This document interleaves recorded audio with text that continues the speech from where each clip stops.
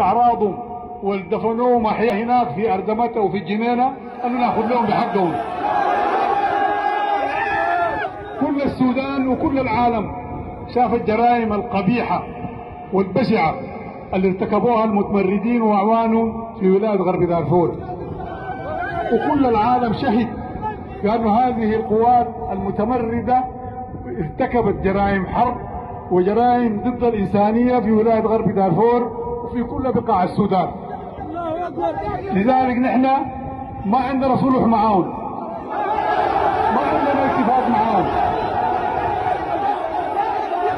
نحن لازم ناخذ حقنا وحق الناس اللي ماتوا دول وحق الناس اللي قتلوهم وعذبوهم ودفنوهم احياء.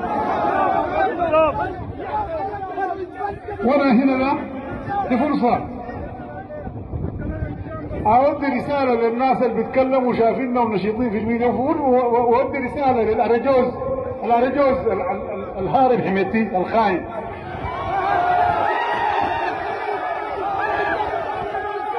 أرجوز قاعد ينكت لبعض الناس ويضحكوا. وكان وين 8 شهور؟ كان لابد وين؟ كان مختفي وين؟ اختفاء والفترة السابقة دي كلها باكي انه هو زول جبان ما قادر يواجه زول. ما حل بيت في الخرطوم دي ولا بدروم ولا جحر ما نبت فيه. مرة يغير اسمه، مرة يسمي روحه آدم الساير، مرة يسمي روحه ومنافق وكذاب. غاشي أهله، غاشي بعض الناس البسطاء والمساكين بأنه عنده دين. دين وين؟ انت بتقتل الناس وتنهبوا وتسلب اعراض وتنتهكها وغاشيهم وشغال بالدجل والشعوذه. مره عندنا هاون انفجر في بعض اخواننا العساكر، قال لهم نحن الملائكه قاعد تكاتل معانا. ما خلى فكير، ما خلى ام بتاري ما جابوا قاعدوا في الخرطوم يتخيلوا اننا الليل حيجيبوا له ونص الله حيجيبوا له حاجه.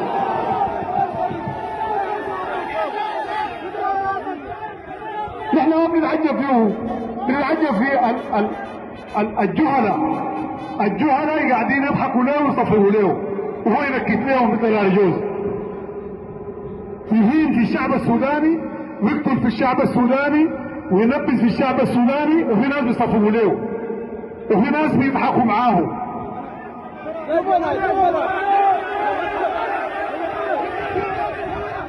نحن نقول له انت هربت الان من الميدان ومختفي 8 شهور متثبت. نحن الجيش كله عارف لو كنا قعدنا في بدروم ولا قعدنا في حته، الجيش شاهد. انا كنت قاعد الفتره دي كلها على الضباط ديل والعساكر ديل بتاع الحرس ديل ما فارقتهم ولا زلحت منهم شبر. فكنا اخوان كنا قاعدين شهور لا عندنا بدروم ولا عندنا جحر لبدنا فيه ولا مشينا قعدنا تحت الشجره، قاعدين برا وهسه قاعدين برا وفي كل حته بنمشي نقعد برا.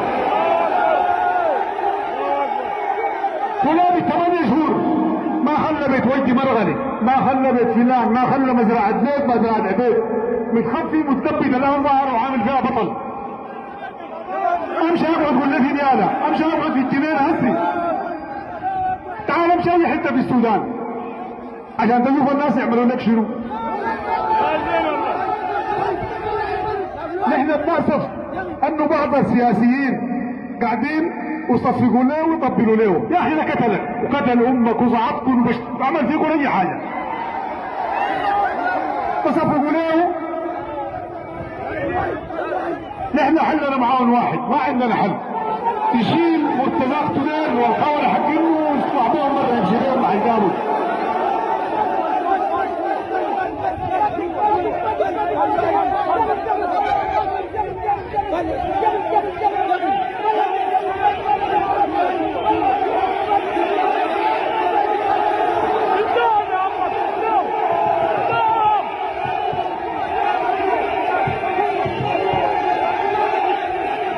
نحن بنستغرب نعجب فيهم ناس قالوا هم عندهم دين وخافوا الله.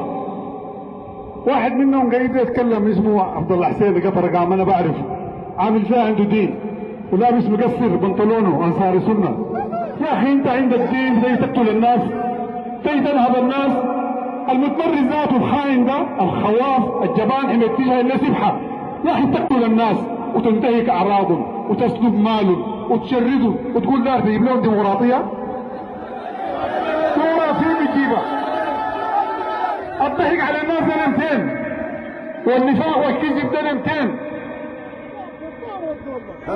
من زمان لحد ما كتبوا زي اللي قالوا زي ما ناسنا ده المندسين